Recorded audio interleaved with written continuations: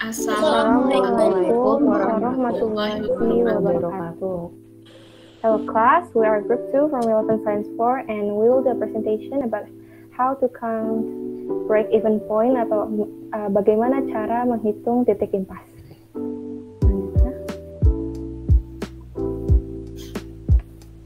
Ini adalah anggota kelompok kami, ada saya, Deva Oleska Darwanto, absen 8.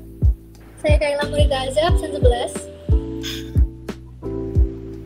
Saya Radina Ajeng Azharano Kusumo Curanagoro, absen 28. Saya Syarita Zoe Carmela, absen 35. Okay, next. So, this is our basic common thesis for this material. There is KD 3.2, memahami cara menghitung titik impas usaha peralatan sistem teknik. Understand how to calculate the break-even point of engineering system equipment business. Lalu ada KD 4.2, menghitung titik impas usaha peralatan sistem teknik. Calculating the break-even point of engineering system equipment business. Next. Lalu apa sih tujuan dari materi yang akan kami sampaikan kali ini? Tujuannya untuk mengetahui cara menghitung titik impas atau to know how to calculate the break-even point. Next. What is BEP? Apa itu titik impas? Break-even point atau BEP adalah titik impas di mana laba yang dihasilkan memiliki nilai yang sama dengan nilai yang dibutuhkan untuk proses produksi. BEP is the break-even point where the profit generated has the same value as the value required for the production process. Next. Ya, kita ke elemen pembentuk. Elemen pembentuk dibagi jadi 4. Yang pertama, biaya tetap atau fixed cost. Biaya tetap atau lebih sering disebut dengan fixed cost adalah biaya yang nilainya akan tetap dan konstan walaupun terjadi perubahan pada proses produksi. Fixed costs are costs which its value will be constant despite the changes in the production process. Contohnya biaya sewa bangunan, pajak, asuransi usaha, gaji pegawai, dan sebagainya. Yang kedua, ada biaya variabel atau variable cost. Biaya variabel atau biaya tidak tetap yang lebih dikenal dengan istilah variable cost adalah biaya yang nilainya dapat berubah-ubah per unitnya. Variable cost are costs which its value can change per unit.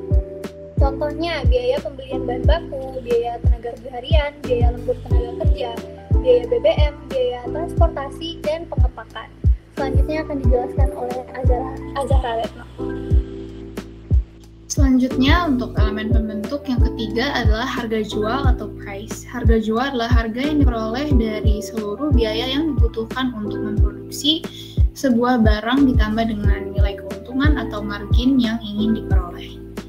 The selling price is the price obtained from all the costs needed to produce an item plus the profit value or margin to be obtained.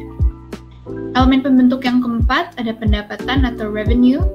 Pendapatan merupakan penghasilan yang timbul dari aktivitas perusahaan.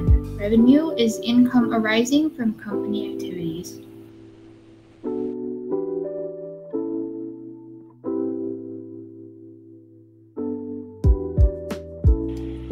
Selanjutnya, cara menghitung BEP.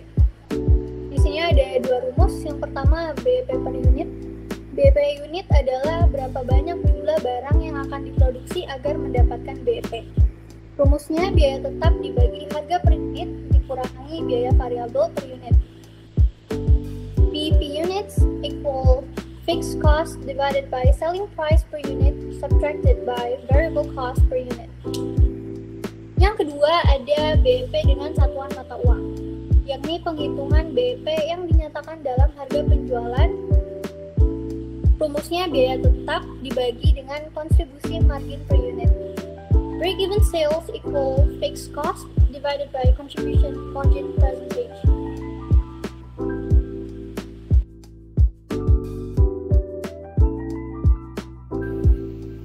Selanjutnya adalah cara mengurangi nilai BEP atau how to reduce the BEP value. Yang pertama caranya adalah naikkan harga produk. Nah, ini adalah sesuatu yang tidak semua pemilik bisnis ingin lakukan tanpa ragu-ragu karena takut kehilangan beberapa pelanggan. So this is something that not all business owners want to do without hesitation because they fear they might lose some of their regular or loyal customers. Yang kedua adalah lakukan outsourcing. Nah, apa sih outsourcing itu? Outsourcing adalah penyerahan sebagian pekerjaan kepada perusahaan lain atau subkon. Penyerahan sebagian pekerjaan ini dilakukan melalui dua mekanisme, yaitu melalui perjanjian pemborongan pekerjaan atau penyediaan jasa pekerja atau buruh. Profitabilitas dapat meningkat ketika bisnis memilih outsourcing, yang dapat membantu mengurangi biaya produksi ketika volume produksi meningkat. Profitability can increase when businesses opt for outsourcing, which can help reduce production costs when production volumes increase.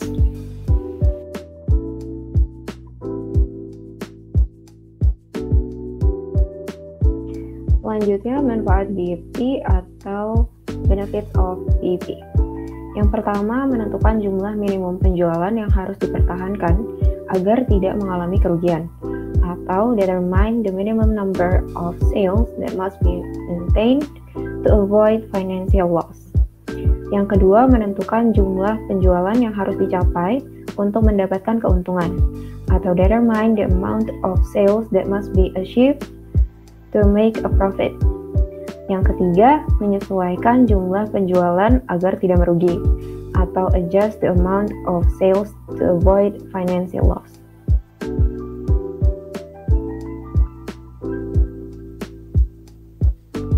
Kemudian yang keempat, mengetahui perubahan harga jual, biaya, dan volume penjualan, atau knowing changes in selling prices, cost, and sales volume.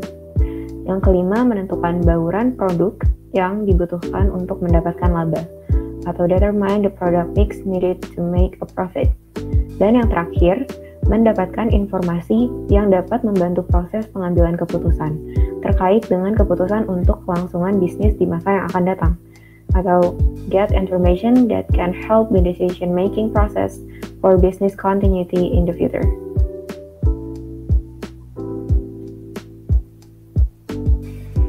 Dan selanjutnya ini our references.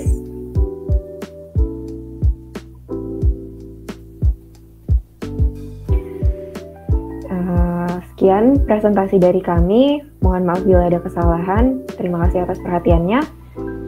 Wassalamualaikum Wassalamualaikum warahmatullahi wabarakatuh.